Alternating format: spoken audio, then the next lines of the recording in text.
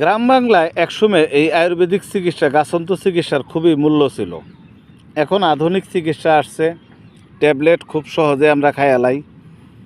দেখেন এখনও গাছে যেই পরিমাণ উপকার মানুষ পায়, কিন্তু এগুলা মাগনা চিকিৎসা দিকে তেমন একটা গুরুত্বপূর্ণ কেউ দেয় না। কিন্তু যারা গাছ চিহ্নে ওষুধ খায় এরা কিন্তু কোনো দিনই এত রোগে ভোগে না। এক রোগের জন্য খাবেন 10 রোগের কাজ করবে, এর নাম হলো গাছ। আর অ্যালোপ্যাথিক এক রোগের জন্য খাবেন, এটা যদি বালা করে তাহলে অন্য 10টারে দাওয়াত দিয়ে যাব যে আমরাও আইতাছি। এটার নাম হলো মটখিলার গাছ। এটার মধ্যে ছোটো ছোটো গোড়া হয়, পাকলে ছোটোবেলা আমরা অনেকেই খাইছি, গোলাপি কালার ফলটা হয়, ছোটো ছোটো মার্বেলের মতো।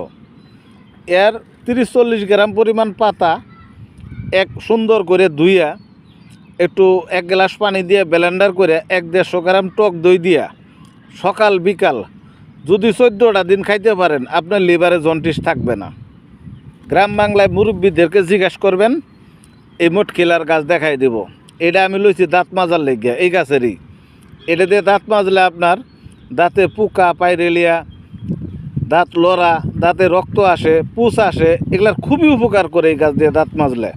অবশ্যই গাছটা কাঁচা হইলে সবচেয়ে ভালো উপকারটা পাবেন। আর আমি রুবেল ভাইকে যদি ভালো লাগে, আমার ভিডিওগুলি যদি ভালো লাগে, একটু সাবস্ক্রাইব করে দিয়ে বেল আইকনটা বাজায় দিবেন। আমার কাছে এই ধরনের ভিডিওই পাবেন ইনশাল্লাহ।